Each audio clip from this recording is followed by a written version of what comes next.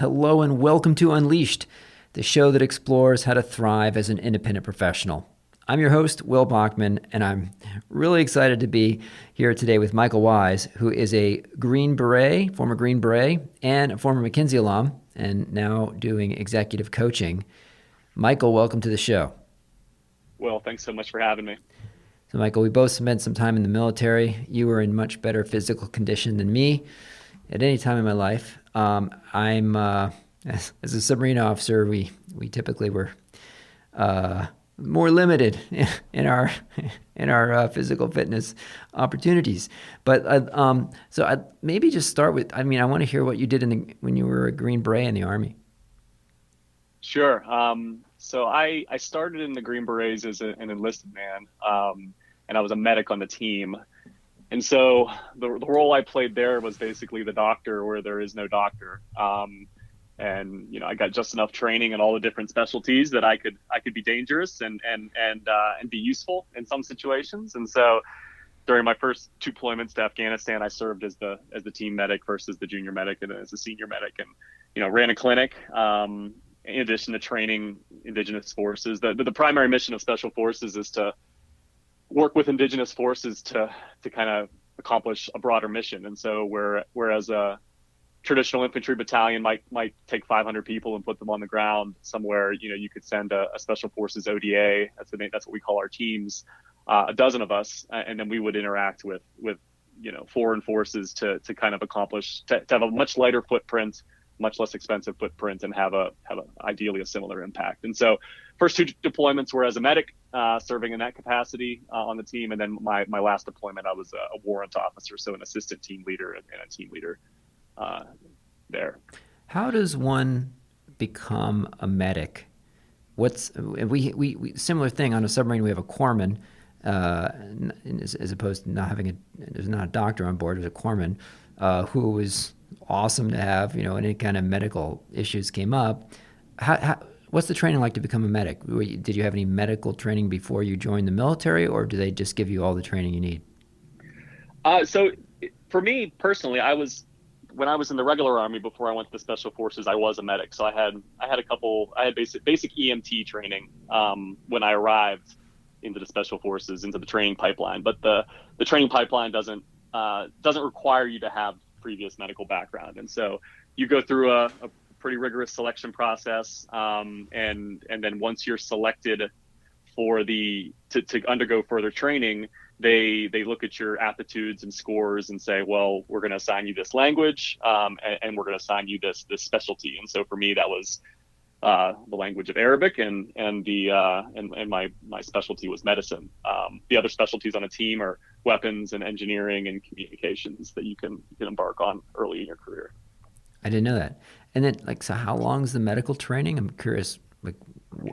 Yeah, it's a year long. It's a little over a year long, and the first half is mostly trauma oriented. The second half is mostly clinical oriented, and the first half culminates with a rotation shadowing ER doctors and paramedics, and then the second portion culminates with you serving as a practitioner at either a military clinic somewhere, basically shadowing the primary care doctor, or an Indian hospital, Native American Indian hospital, or some other facilities where we have agreements with the care team there.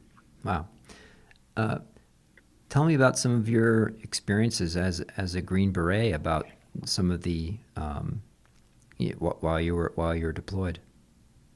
Oh, happy to. Yeah, I learned early that medicine was not my forte. I was okay at it, but it didn't really sing to me. Part of the reason why I got out and went to business school and transitioned. What most excited me, Will, was working in different cultures and building relationships and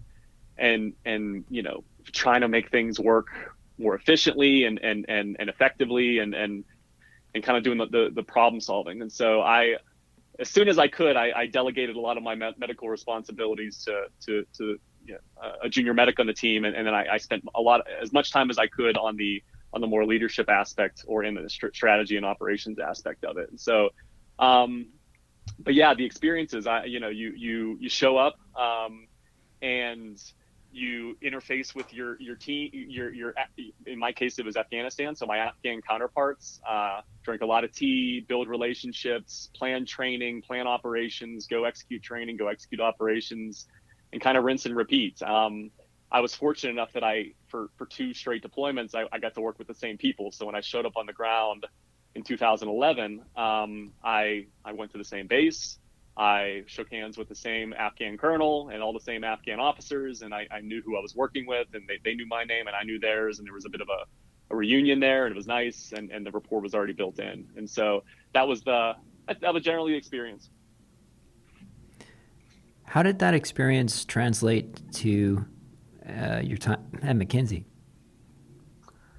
Yeah, I mean, I'd like to think that if I can make friends and interact and find rapport with someone from another culture that speaks another language, that I could do that in almost any client setting, or and even internally with teams. And so I can remember my first study. You know, I think I was one of my first studies. I was at an airline, and I don't have a lot of aviation experience or expertise there. And I walked up into the cockpit and asked one of the this was, maintenance project, and I asked one of the techs, well, what are you kind of working on? And he kind of snarled at me, because not many folks want people looking over their shoulder when they're just trying to do their job.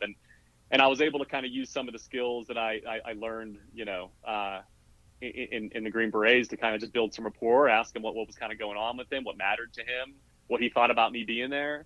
And eventually was able to get some good information and build some rapport, and it led to kind of some continual relating there. And so I think the ability to play well with others, the ability to have try to keep a higher perspective, those are all kind of things that lent well to from special forces into consulting. Yeah.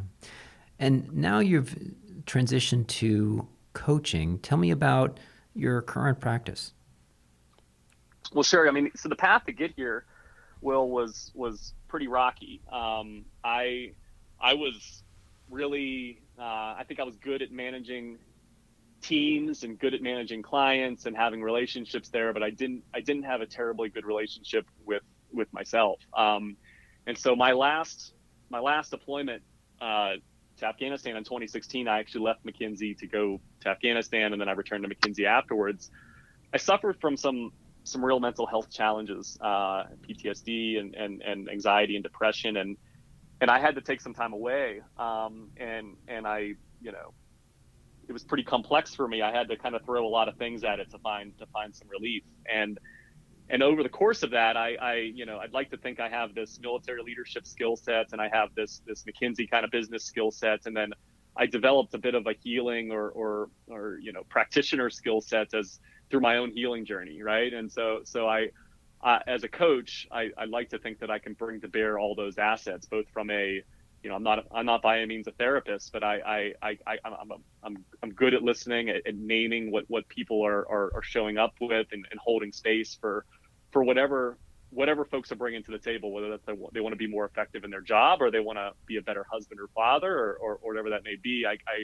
My life's experience and my own pain and my own journey, my own struggles, I think informs well that I can at least hold. I certainly don't have the answers, but we can find space, and I can create space for folks to explore it together. So, can you tell us a bit more about your own healing journey and some of the techniques or tools that you found helpful to you personally?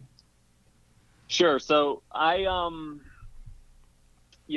found myself over time using, to avoid feeling my feelings, I would do things that whether that was substances or behaviors that didn't serve me very well. And so I identify with addiction. And so one of the things that was profound for me was the 12 steps, the 12-step fellowship, and working the steps, having accountability there, having community there, having a bit of a spiritual transformation there, was powerful. Body-oriented practices. So I'm a big fan of cold water immersion, and the work of, around somatic experiencing and Dr. Peter Levine, and believing that trauma is stored in the body, and if we sit still long enough and breathe, we can actually kind of heal it and process it through. And so that was big for me as well. And then, something that's becoming more and more mainstream and exciting, and something that's been profound for me has been psychedelics. The use of psychedelics in a clinical setting, under the care of a therapist, and then also as I've progressed to do it in group settings where we set intentions and really sink into an experience. And so it's those are some of the things that have been most profound for me on my journey. Tell me about the psychedelics. Sure. So I'd say my first experience was a little over a year ago at this point. And I had a tremendous therapist that helped facilitate a journey for me. And it was, I believe the first one was using MDMA. And it's hard to explain for those that haven't embarked on it, but it was one of the most profound experiences of my life. And so it was, the vision I can offer is that I walked through, I was sitting on the couch and my therapist helped, kind of get me into a space, and the medicine kind of goes where it wants to go. And in that particular session, it was my military trauma, which wanted to come and emerge. And so I walked through a dark canyon, while sitting on that couch, and had visions of old memories and painful experiences. And what she offered me was the idea that there was a younger version of myself and there was a current version of myself. And we were walking through that canyon together towards the end. And my body had really intense reactions to reliving some of those things. And I shook and I cried, and I had really powerful emotional reactions. And when I was done, after a few hours, the medicine wore off, and I was exhausted, and I felt, 10, 15, 20 pounds lighter. I didn't know that I was carrying around all this trauma, all this grief, all this pain, and just the ability to put that down. It was incredible. And so that was my first one. My second one was similar in nature, and it dealt with a lot of childhood kind of things and some messages that I got growing up that didn't serve me very well and weren't necessarily nurturing to me. And so it was, for those that haven't done it, I think everyone I talk to, the folks that I'm able to help lead down that path and try those things, I inevitably hear it was one of the most profound and impactful and insightful experiences of their life. And so that was certainly true for me. So is that something that you've experienced primarily working, like in a clinical setting with a therapist, or, I know that there's, the Michael Pollan book around microdosing and so forth. What's your kind of current practice around that? Yeah, I've done, let me think, probably 2 or 3 of the individual journeys with a therapist. And then I also went and did some communal kind of things. And so there was a group of veterans that did ayahuasca together with a person who exclusively has experience with that medicine. Ayahuasca is a South American, I believe it's derived from a root, and they make a little tea out of it, and so in doing that in a group setting, with appropriate intentions and safeguards in place is profound and intimacy building and healing, and so a group of us veterans all kind of shook out and experienced some healing together on an ayahuasca journey. And there's another kind of derivative of that or similar version of that called yahe, which I did in when I spent some time in Mexico and had an experience there. And it was also, and they're all very interesting. They're all very novel. They have their own flavor. They have their, not the taste, but they have, each experience has its own kind of personality. And it's interesting. Like I believe these things have a spirit to them. And so they kind of guide you where you need to go at any given time. And it's profound and it's been very beneficial to me. In what way? How has these experiences kind of changed your outlook or your goals or your, kind of your day-to-day or your kind of beliefs about the world? How has it impacted you beyond the event itself? Yeah, good question. There's try to remember the name of the book. I think it's Playing with Fire. that talks about non-ordinary states of consciousness and how folks are using them to achieve peak performance. And I think the anecdote that I remember from it was like, you can take a pill or go on a psychedelic experience and do this in a day. You can do some adventures, kind of sports, and experience, aliveness in a way, and do that over the course of a month. Or you can do talk therapy and do it in 6 months or longer, right? Like there are multiple ways to kind of push on this thing and to help grow and evolve. And for me, what these experiences have done is my compass feels a lot more attuned to what I feel like my purpose is, because I'm not carrying around old messages. And so these experiences helped shine light in dark corners where I didn't know to look, and kind of revealed some stories that I had been telling myself, sometimes consciously, or subconsciously, and just revealed them to not be true. And so, unburdened from that, I guess I feel more aligned. I feel more centered, and more focused on what I'm actually here to do, and less focused on what other people think about it and how much money I'm going to make doing it, or any other means of external validation that I used to seek after a lot. Yeah, no, can you, this is a little personal, but can you give me an example of one of the stories that you used to tell yourself that you've been able to kind of unmask as not particularly a helpful story, where you've been able to change the narrative to something else? Sure. Yeah. I mean, so I think the one that comes to mind the most was that if you really knew me, you wouldn't love me. Because from an early age, I think I played a bit of a role of what I thought folks would like to see, whether that's getting good grades, or being funny, or just showing up in a certain way.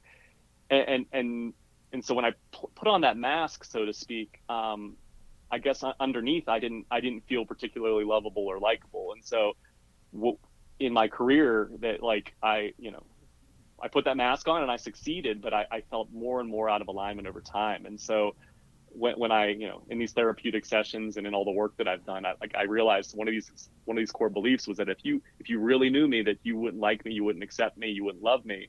And so to have that to be able to share, one, that I feel that way, two, that some of the things that I was so ashamed of, or thought that no one would understand, and to still be held in love and compassion, it really took the weight off. It really took a lot of that darkness away. And so, and for me, one of the main vessels was these experiences to reveal, oh, that's just not true. Like, I've got plenty of evidence otherwise, that I'm worthy. I'm lovable just as I am. I'm okay. I'm not perfect, right? And it's okay to not be perfect. And so that's probably the biggest message that I'm still in the process of putting down, but I've done a lot of work, and it's been important for me. Thank you for sharing that. You mentioned that it's throughout this process, you've also helped discover your purpose. Tell me how you articulate that to yourself now. Yeah, I mean, I'd love to help leaders, and folks that maybe walked and talked the way that I used to, live more soulfully, and to put down whatever burdens they're carrying, to reveal and identify and put down whatever burdens they're carrying, and start continuing to cultivate their innate gifts, the things that they're really called to do. And so in my work with clients, I think we have a lot of fun naming some of these old messages, meditating our way through it, and then getting excited and thinking about, like, what do we want life to look like, right? Like, what would we like to be able to believe, and what would have to happen between now and then to kind of get there. And so it's been such a, and to be a bit selfish, it really helps me too when I help other people on their healing journey or their growth journey. I feel like I'm healing a little bit more myself every time, and that connection that I feel with clients, it means a lot to me, and it warms, it makes me feel good about the work that I'm doing. It makes me feel good about the impact that I'm having. And but it hasn't felt like work in the year I've been in practice. There haven't been many times where it really felt like work. It felt more like a purpose, more like a calling, and it's a heck of a lot of fun. That's a great place to be in as an entrepreneur when you're doing something that doesn't feel like work. Here, here. It's it's hard for someone to compete with someone else who doesn't feel like they're working. Um, and Tell us a little bit about your practice now. So, what are the typical profile of the clients that you serve?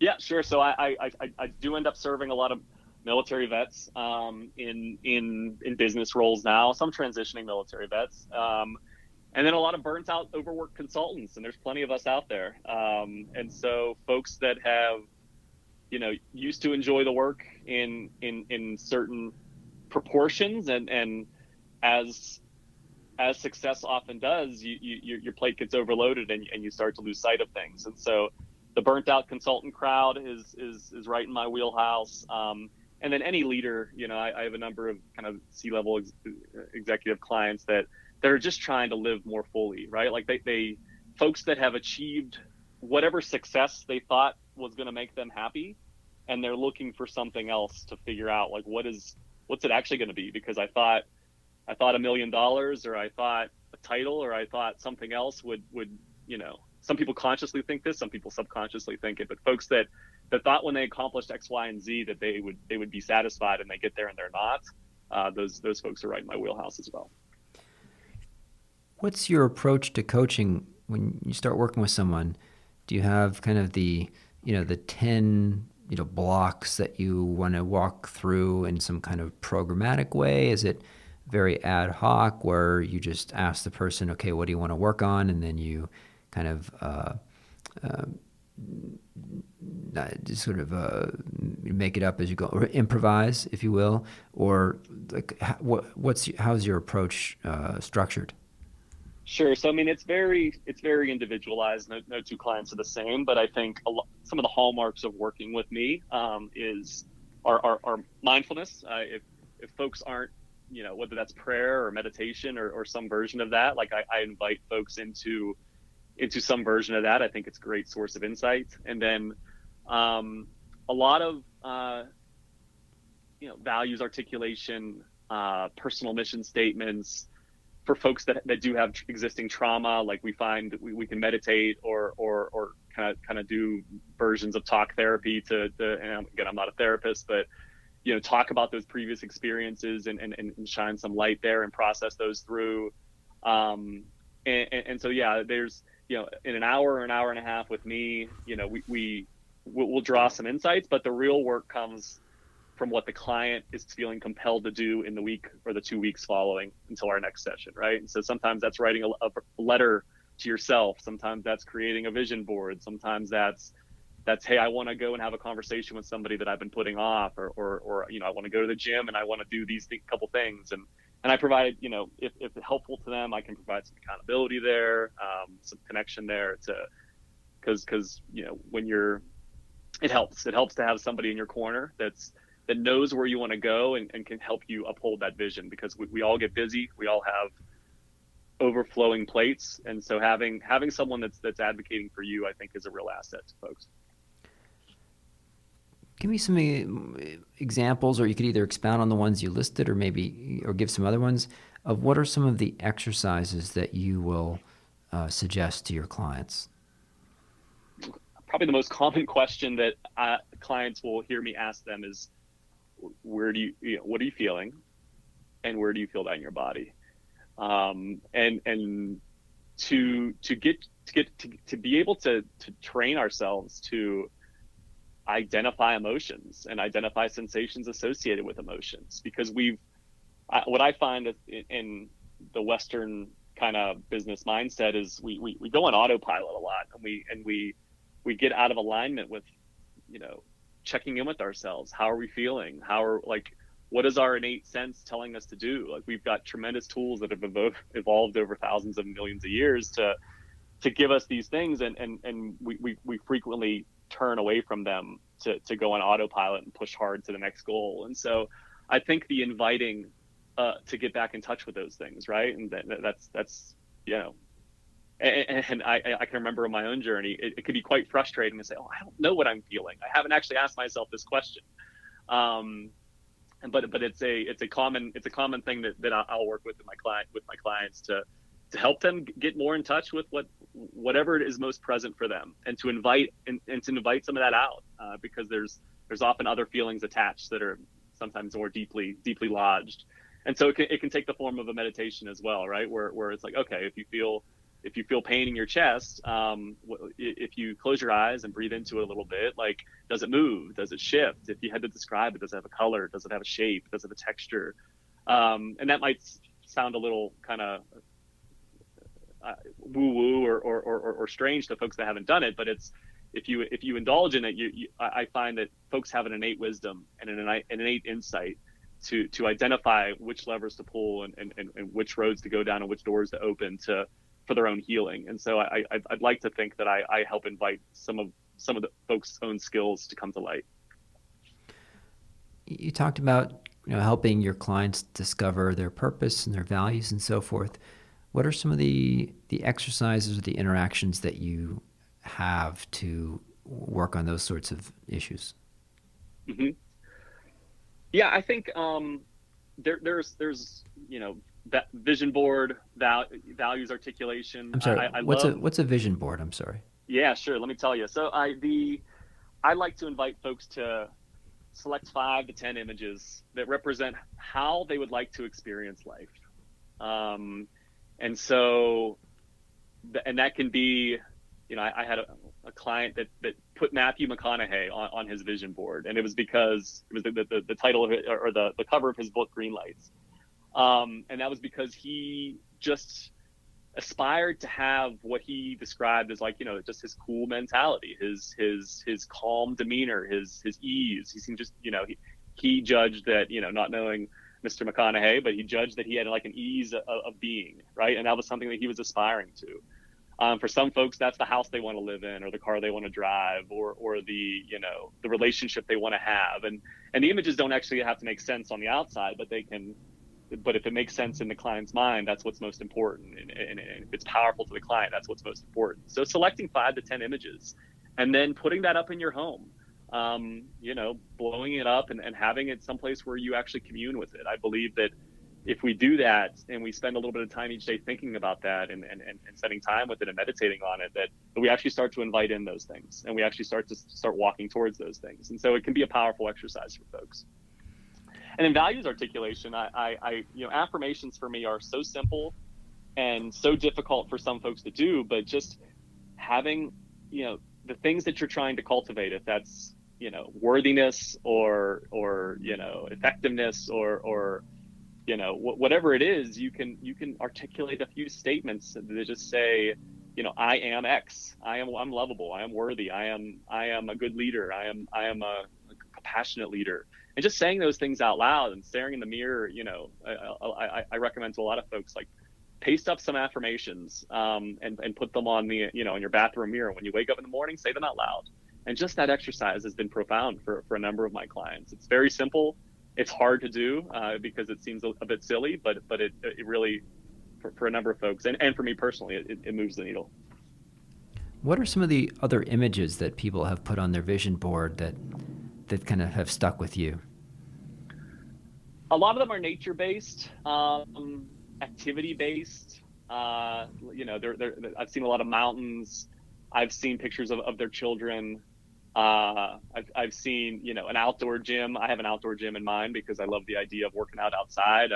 Some folks love bicycling and want to bike more, or bike in the mountains in Europe, and so they'll have a picture of a path there. And then a lot of spirituality, right? And so some folks have, a person meditating on a hilltop, or they may have a picture of their holy book, or someone that seems to walk in a faith that they would like they would aspire to do. And so it really covers the whole gamut. Some of the things are material, and that's okay, and some of the things are spiritual, and some of the things are physical, and it really just depends on what the client is kind of leaning into. And it's fun to revisit after 6 months when you're like, oh, I've actually I got this.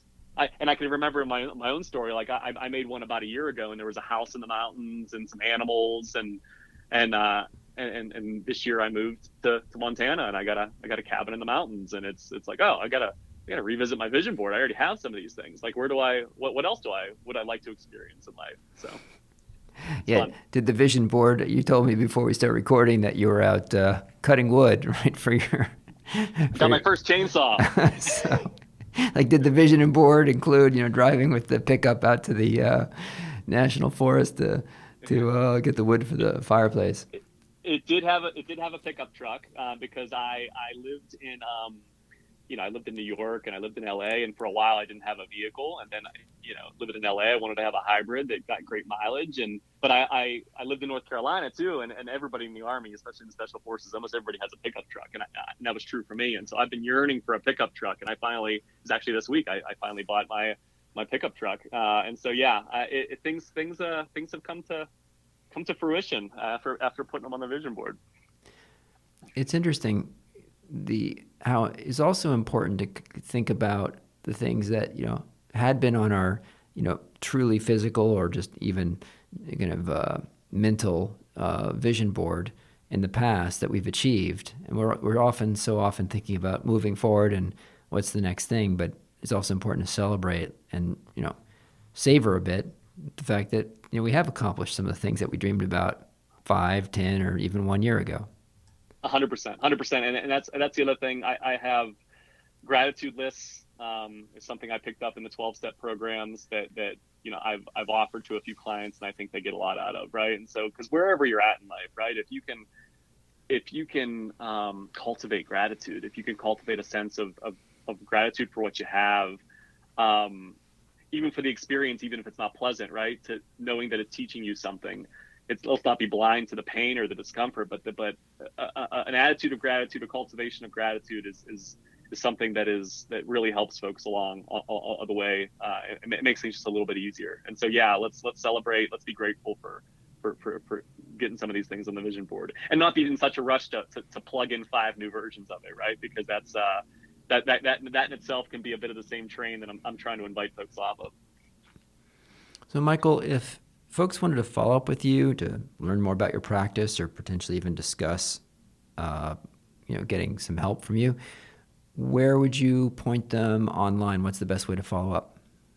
Yeah, so I'm pretty accessible via LinkedIn. I'm just Michael Wise, and then my coaching company is called Wisdom Coaching, and that's WSDM Coaching. And you can find me at wisdomcoaching.com. That's www.wsdmcoaching.com. You can get on my calendar there. And yeah, I'd love to. I've got time for anybody that wants to, have a get to know you chat and talk about the journey and see if we can make some magic together. Well, Michael, thank you. We'll include those links in the show notes. Thank you so much for joining today. Thank you, Will. And I just want to say, with the community that you build with Umbrex, I enjoy getting the emails, and it just, I think it's a great thing that you've created, and it's quite inspiring. So thanks for all you do for folks like us as well. Thank you very much for those kind words. All right, sir. Be well.